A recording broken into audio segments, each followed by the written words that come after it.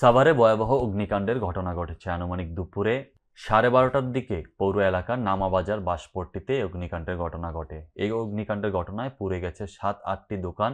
খবর পেয়ে ফায়ার সার্ভিসের 3টি টিম ঘটনাস্থলে পৌঁছে 2 ঘন্টা চেষ্টার পর আগুন নিয়ন্ত্রণে আনেন। প্রত্যক্ষদর্শী ও ফায়ার সার্ভিস জানান, দুপুর 12টার দিকে একটি তুলার গোডাউন থেকে আগুনের সূত্রপাত ঘটে। মুহূর্তেই তা ছড়িয়ে পড়ে আশপাশের দোকানগুলোতে। এই সময় বাজারের ব্যবসায়ী ও এলাকাবাসী মিলে আগুন নিয়ন্ত্রণের চেষ্টা করে ব্যর্থ হয়ে খবর দেয় ফায়ার সার্ভিসে। খবর পেয়ে ফায়ার সার্ভিসের 3টি টিম ঘটনাস্থলে পৌঁছে 2 ঘন্টা চেষ্টার পর আগুন নিয়ন্ত্রণে আনেন। এতে ব্যবসায়ীদের প্রায় 10 লক্ষাধিক টাকার ক্ষয়ক্ষতি হয়েছে বলে জানা গেছে। তবে এলাকাবাসীর অভিযোগ, আবাসিক এলাকায় এমন তুলার গোডাউন থাকার কারণে তারা প্রতি মুহূর্তে আতঙ্কে দিন কাটান। আবাসিক এলাকা থেকে এমন তুলার গোডাউন সরিয়ে নেওয়ার দাবিও জানান তারা। সাভার ফায়ার সার্ভিসের senior station officer Nurul Islam জানান, খবর পেয়ে ঘটনাস্থলে পৌঁছে 2 ঘন্টা চেষ্টার পর আগুন নিয়ন্ত্রণে আনেন। প্রাথমিকভাবে আগুনের সূত্রপাত ও ক্ষয়ক্ষতির পরিমাণ বলা যাচ্ছে না।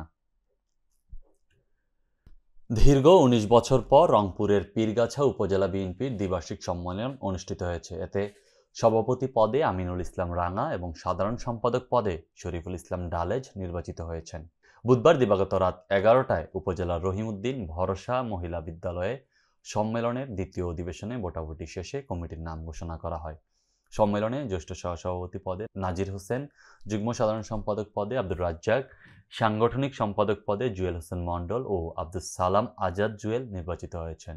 দ্বিতীয় অধিবেশনে সভাপতি, সাধারণ সম্পাদক, যুগ্ম সাধারণ সম্পাদক ও সাংগঠনিক সম্পাদক পদে ব্যালট পেপারের মাধ্যমে ভোট গ্রহণ হয়েছে। বুধবার দুপুরে উপজেলার রহিমউদ্দিন ভরসা মহিলা বিদ্যালয়ের সম্মেলনের প্রথম অধিবেশন শুরু হয়। সেখানে দলীয় সঙ্গীত পরিবেশনের সঙ্গে জাতীয় ও দলীয় পতাকা উত্তোলন করা হয়।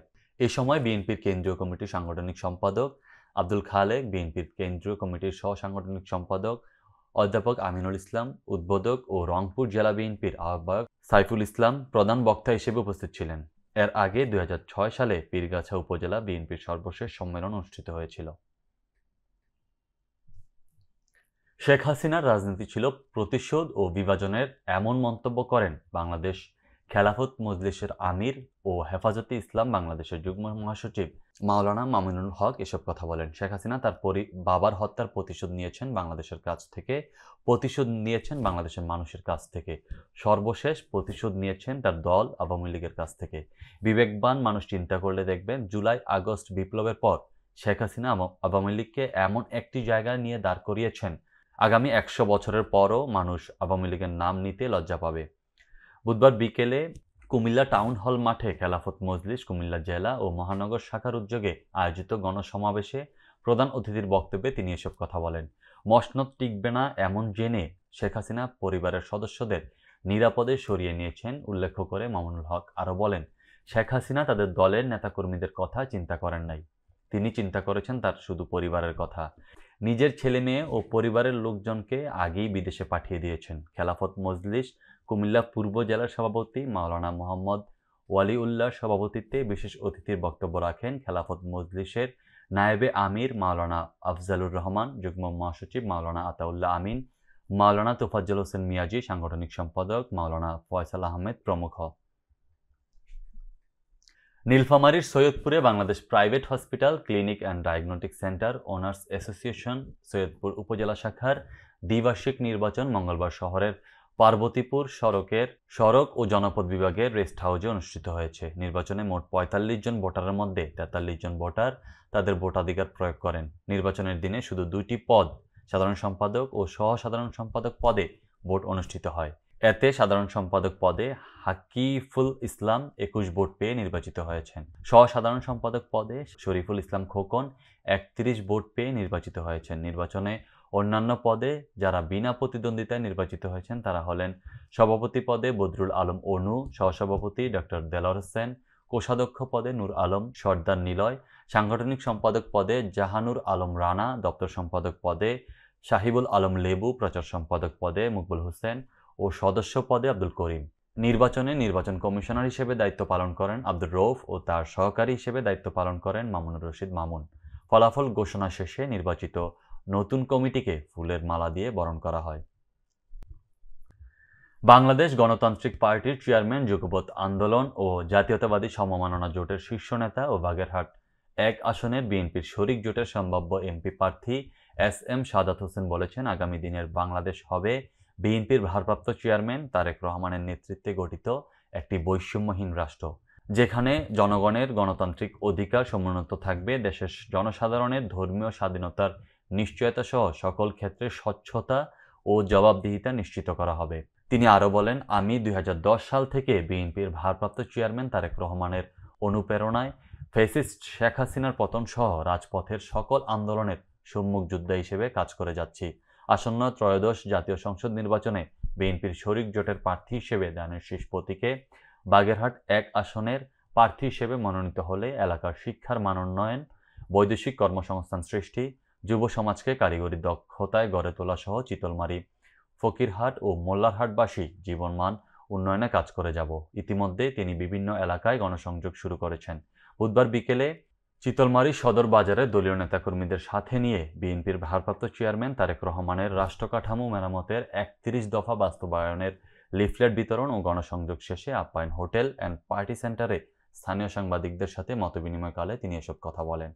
এ সময় উপস্থিত ছিলেন উপজেলা বিএনপির আহ্বায়ক কমিটির সদস্য আউলিয়া, উপজেলা স্বেচ্ছাসেবক দলের আহ্বায়ক নিয়ামত আলী খান, উপজেলা জাতীয়তাবাদী যুব দলের যুগ্ম আহ্বায়ক হোসেন বিশ্বাস, স্বেচ্ছাসেবক দলের যুগ্ম আহ্বায়ক মোহাম্মদ শামীম শেখ, উপজেলা মৎস্যজীবী দলের সাধারণ সম্পাদক আজিজুল মল্লিক, উপজেলা শ্রমিক দলের সদস্য সচিব মোহাম্মদ রাজু খান, উপজেলা কৃষক দলের সাবেক সাধারণ সম্পাদক সেলিম খান, যুবদল নেতা মিরাজ শেখ সহ বিভিন্ন পর্যায়ের নেতৃবৃন্দরা উপস্থিত ছিলেন।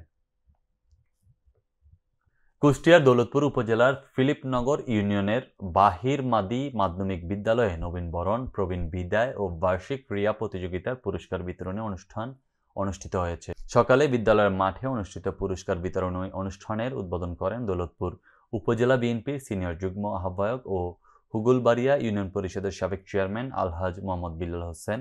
এ সময় বিদ্যালয়ের অ্যাডহক কমিটির সভাপতি ও সাবেক প্রধান শিক্ষক রিয়াজ উদ্দিনের সভাপতিত্বে প্রধান অতিথি হিসেবে উপস্থিত ছিলেন দৌলতপুর উপজেলা বিএনপির সাবেক সহসভাপতি মোহাম্মদ শামীম রেজা।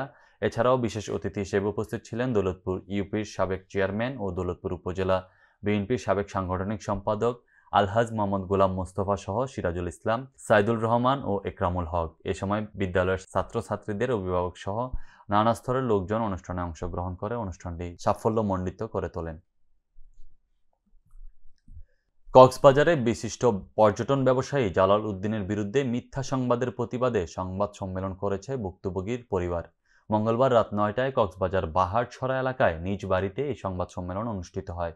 ভুক্তভোগী জালাল উদ্দিনের সহধর্মিণী আঞ্জুমান আরা বলেন, দীর্ঘ ২০ বছর ধরে তার স্বামী কক্সবাজার সুগন্ধা পয়েন্টে সততার সঙ্গে ব্যবসা করে আসছেন। হঠাৎ কিছু স্বার্থান্বেষী মহল অনৈতিক সুবিধা নিতে না পেরে অনলাইন ফেসবুক পেজে নারী সংক্রান্ত বিষয়ে তার স্বামীকে সমাজের কাছে হেয় প্রতিপন্ন করার উদ্দেশ্যে এসব বানোয়াট নিউজ করেন বলে জানান তিনি। এই নিউজের ডকুমেন্টস দেখার দাবি করেন এবং এই নিউজের তীব্র নিন্দা ও প্রতিবাদ জানান ভুক্তভোগী জালাল উদ্দিনের সহধর্মিণী আঞ্জুমান আরা। বিষয়টি প্রশাসনের হস্তক্ষেপও কামনা করেন তিনি। প্রমাণিত বলবেন, আর উনি যা বলছে সবগুলা মিথ্যে। উনি এসব কাজে জড়িত ছিলেন। উনি একজন প্রতিনিধি, ওনার কাছে বিভিন্ন ধরনের মহিলা পুরুষ সবাই যায় ভালো মন্দ কাজে সহযোগিতার জন্য, বলার জন্য।